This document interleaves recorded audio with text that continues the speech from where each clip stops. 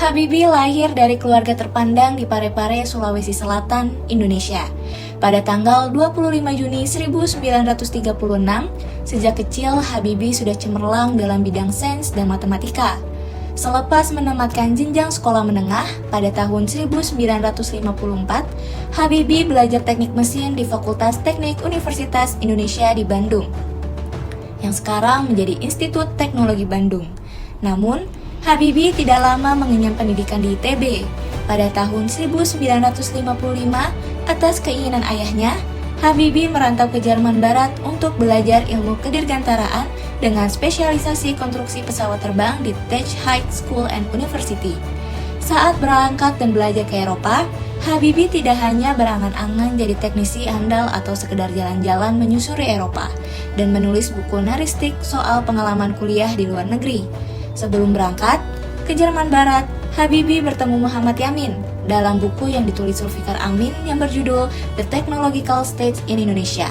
Tertulis bahwa Yamin mendesak Habibie untuk mempelajari aeronautika karena Yamin yakin Indonesia harus mengembangkan kapasitas dalam pembuatan pesawat terbang. Untuk itu, di masa awal kuliahnya di Jerman, petuah Yamin itu kemudian diterjemahkan Habibie bahwa dirinya ditakdirkan untuk membangun negara Indonesia. Mulai karir di dunia penerbangan pada tahun 1965, Habibie bekerja pada Hamburg Flugzeugbau atau HFB, produsen pesawat di Jerman. Tugas utama Habibie di perusahaan itu semula hanya melakukan riset soal konstruksi pesawat. Pekerjaan Habibie yang membuat ulasan ilmiah pun kerap dimuat sejumlah jurnal prestisius dan bergengsi di Eropa. Bahkan dalam satu memoarnya, Habibie pernah mengaku bahwa temuannya saat itu ada yang dipakai menjadi acuan NATO untuk standar desain pesawatnya. Dalam buku Makmur Remake yang berjudul The True Life of Habibie, cerita di balik kesuksesan yang terbit pada tahun 2008, Makmur mengatakan bahwa karir Habibie dalam dunia pesawat terbang mulai menanjak setelah memecahkan masalah kestabilan konstruksi bagian belakang pesawat F-20X yang diproduksi Habibie bersama Fokker, yang mana adalah perusahaan pesawat asal Belanda. Atas prestasinya ini, kemudian Habibie dipercaya mendesain pesawat bersayap tetap pertama di dunia di 31 yang diproduksi FHB bersama Dornier.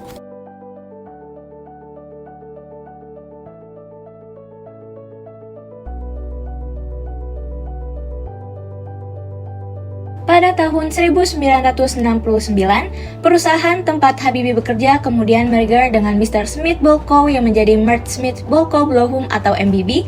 Saat perusahaannya itu merger, karir Habibie pun tercatat semakin meroket. Dan karena puas dengan kinerja Habibie, perusahaan ini memberikan tanggung jawab besar kepada Habibie. MBB pun kemudian ikut menyertakan Habibie dalam proses penciptaan Airbus A300B, pesawat ambisius yang hendak dibangun konsorsium Uni Eropa untuk mengalahkan dominasi Boeing. Dan di saat Habibie ikut membangun A300B, inilah crack propagation theory atau teori perambatan keretakan lahir dari otak Habibie. Penemuan teori inilah yang kemudian membuat Habibie diakui sebagai ilmuwan. Untuk tambahan informasi, crack propagation theory merupakan model matematika untuk memprediksi perilaku perambatan retak pada struktur pesawat hingga tingkat atom. Dari situ dihitung secara terperinci dari mulai berat pesawat hingga pertimbangan faktor keamanannya. Sehingga setiap pesawat diharapkan mampu dibuat dengan bobot yang lebih ringan tanpa mengabaikan faktor keamanan. Teori ini penting karena sebelum Habibie merintis karir di dunia pesawat terbang, banyak kecelakaan pesawat yang terjadi akibat kegagalan struktural. Beberapa kecelakaan pesawat yang terjadi akibat kegagalan struktural ini diantaranya ada pada pesawat De Havilland di AG-110 yang terbang pada tahun 1952, di Farnborough Aero pada pesawat Douglas DC-6 National Airlines nomor penerbangan 470 yang mengangkasa pada tahun 1953, serta pesawat Deville and Comet yang digunakan maskapai Bose untuk penerbangan bernomor 7811 dan maskapai South African Airways bernomor semuanya mengalami kecelakaan karena kegagalan struktural. Mengapa kegagalan struktural pada pesawat terjadi di tahun-tahun Habibie di tengah perkembangan menjadi ahli pesawat terbang? Beginilah ceritanya. Saat itu di sekitar dekade 1950 dan 1960, industri pesawat terbang tengah gencar-gencarnya membuat pesawat yang semakin besar sekaligus semakin cepat. Hal ini bisa kita lihat pada De Havilland Comet. De Havilland Comet adalah pesawat pertama bermesin jet, namun di sini yang perlu diketahui saat badan pesawat semakin besar dan geraknya bertambah cepat, kegagalan struktural sering terjadi. Ini terjadi karena setiap bahan pesawat memiliki kapasitas tertentu khususnya dalam hal material fatigue atau kelelahan material. Fatigue atau kelelahan pada pesawat terjadi biasanya pada bagian penghubung sayap dan bodi utama atau pada penghubung sayap dan mesin. Kedua bagian tersebut dapat mengalami kesalahan yang luar biasa karena terkena guncangan dan getaran selama melepas landas mendarat dan ketika terjadi turbulensi sehingga dapat berakibat fatal. Standar keamanan pesawat pun tidak mampu menjamin keselamatan penumpang pada waktu itu. Oleh karenanya, satu-satunya jalan untuk menangani masalah ini biasanya tiap perusahaan terbang membuat konstruksi pesawat pada bagian tersebut secara lebih kukuh. Namun, di sisi yang lain, hal ini berakibat pada sulitnya pesawat untuk melakukan lepas landas dan mendarat. Ini belum ditambah kenyataan lain seperti borosnya bahan bakar dan kesulitan ketika hendak bermanuver di udara. Disinilah temuan Habibie menjadi sangat penting karena dalam teorinya itu, Habibie dapat menghitung dan memprediksi titik retak hingga sebuah materi dapat diperkuat dengan lebih presisi. Teori Habibie ini selain ikut membangun A300B, juga menyelamatkan penciptaan Boeing 747 yang mana pada saat itu menjadi ratu angkasa. Lalu saat bekerja pula, dia terlibat dalam proyek perencanaan pesawat Fokker F-20X Dornier DO-31 dan Airbus 300B. Dari berbagai proyek yang dikerjakan Habibie sukses memiliki 46 hak paten di bidang aeronautika di sejumlah perusahaan dan badan penerbangan raksasa dunia, seperti Airbus, Boeing, NASA, desain prototipe DO-31, dan perusahaan penerbangan terkemuka lainnya yang memungkinkannya jadi orang kaya. Dan salah satu hak patennya pada teori Craig pada tahun 1992 dianugerahi penghargaan Von Karman Award, sebuah penghargaan bergengsi di bidang teknologi yang setara hadiah Nobel. Namun, jika kita bertanya apakah temuan itu memang hanya bergantung pada kejenisan, Habibie dalam hal ini Zulfikar Amin dalam buku yang sama mengatakan bahwa kesuksesan Habibie di dunia pesawat terbang bukan hanya terjadi karena kejenisannya. Sebab, di saat Habibie menimba ilmu dan berkarir di Jerman Barat tengah melakukan sebuah rekonstruksi besar dan program pembangunan ekonomi pasca Perang Dunia Kedua. Dengan dukungan Marshall Plan ekonomi Jerman Barat meningkat, dunia industrinya tumbuh 2,5 kali dari tahun 1950 hingga tahun 1960. Dan ini menjadi latar mengapa Habibie bisa turut serta dalam pembangunan dalam dunia pesawat terbang di Jerman. Karena di Jerman atau tepatnya di Eropa, memang tengah membutuhkan talenta dan Habibie menunjukkan kejeniusannya.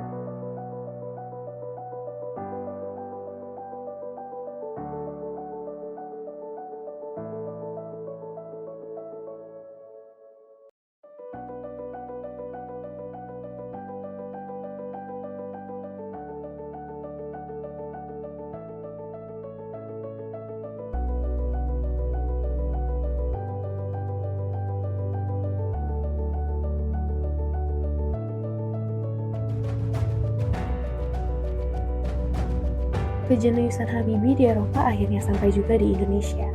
Dan bersama dengan itu, pada tahun 1973, ledakan harga minyak dunia yang terjadi mengubah pandangan Soeharto terhadap teknologi.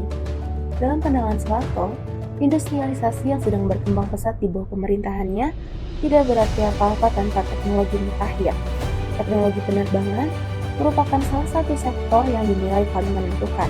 Untuk itu, Soeharto lantas mengalihkan wewenang pengembangan lanjutan industri penerbangan kepada Ibnu Sutowo, seorang letnan jenderal yang mengepalai Pertamina. Melalui perantara Ibnu Sutowo, Soeharto berusaha menarik perhatian Habibie yang kala itu masih bekerja di Mr. Smith Bochum Bloom atau MBB agar bersedia menjadi arsitek pembangunan Orde Baru di bidang ilmu pengetahuan dan teknologi. Ibnu Sutowo adalah perwakilan Indonesia yang dikirim langsung oleh Soeharto. Selaku Presiden Indonesia, saat itu meminta agar Habibie berkarir di Indonesia. Mengingat apa yang disampaikan oleh Yamin dan kecintaannya pada Indonesia, setahun kemudian, tepatnya pada tahun 1974, Habibie pun pulang ke Indonesia. Setelah pulang ke Indonesia, Habibie langsung dipercaya memimpin lembaga industri pesawat terbang Nurtanio atau Litnur yang berubah jadi Industri Pesawat Terbang Nurtanio IPTN pada tahun 1976. 10 tahun lewat atau tepatnya pada tahun 1986, IPTN berubah lagi menjadi Industri Pesawat Terbang Nusantara. Dan terakhir pada tahun 2000, perusahaan ini berganti nama menjadi PT Dirgantara Indonesia. Saya melalui jalan pintas menuju Indonesia yang melek teknologi lewat bantuan minyak tidak berjalan sebagaimana mestinya. 2 tahun setelah meraup untung yang sangat besar dari perdagangan minyak, skandal korupsi di Pertamina naik ke permukaan dan menghasilkan utang sebesar 10 miliar dolar Amerika. Beberapa sektor usahanya terpaksa diambil alih oleh para ekonom, namun tidak satupun di antara mereka yang bersedia menangani sektor teknologi pesawat terbang. Habibie sendiri menerima banyak kritikan dari para ekonom yang memandang uang negara seharusnya dialokasikan ke bidang pendidikan atau perumahan, bukan ke pesawat terbang. Pandangan miring seputar teknologi itu tidak berlarut-larut. Realisasi obsesi Soeharto membangun negara teknologi melalui industri penerbangan berlanjut ketika dirinya mengangkat Habibie menjadi Menteri Riset dan Teknologi pada tahun 1978. Habibie tercatat memegang posisi ini selama 20 tahun. Di bawah kendali Habibie, IPTN mengembangkan teknologi dalam membuat sejumlah pesawat seperti N235, N250, dan N2130. Produk IPTN paling legendaris adalah N250 Gatot Kaca yang mengudara perdana pada tahun 1995. Di masa itu, N250 satu-satunya pesawat turbopro pemakai teknologi fly-by-wire. Untuk cerita lengkapnya, pada hari Kamis tanggal 10 Agustus 1995, di hari itu langit Indonesia bertabur harapan dan kecemasan.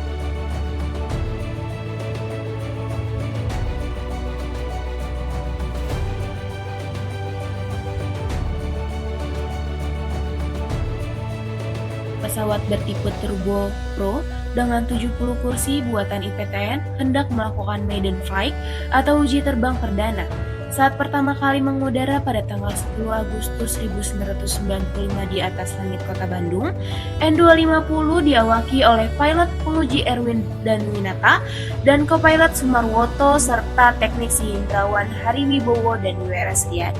Pada penerbangan pertama kalinya ini, selain menuai pujian, hal bersejarah di hari itu juga dianggap sebagai ujian psikologis oleh sebagian kalangan.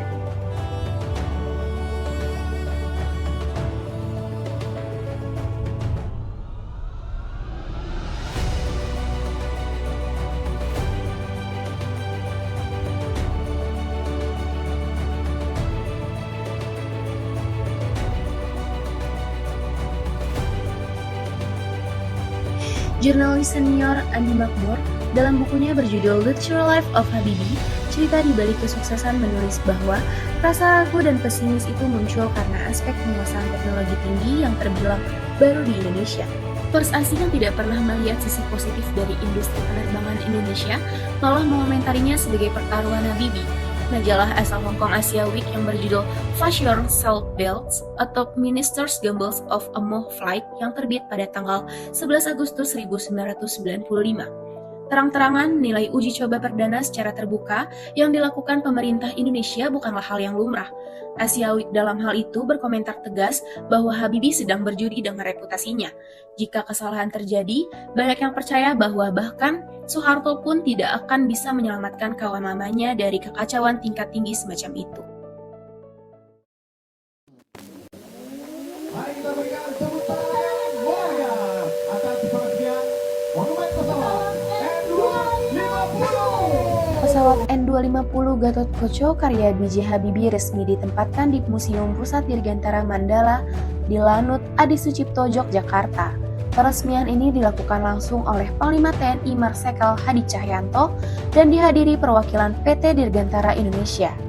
Selain untuk mengabadikan karya anak bangsa, hal ini juga sebagai bentuk penghargaan untuk Bapak Teknologi Indonesia, yaitu almarhum B.J. Habibie. Dengan semangat yang sama, menempatkan N250 Gatot Koco di Museum Pusat Dirgantara Mandala, Yogyakarta bertujuan untuk mengabadikan, sekali lagi, untuk mengabadikan buah karya terbaik anak bangsa dalam pengembangan teknologi penerbangan.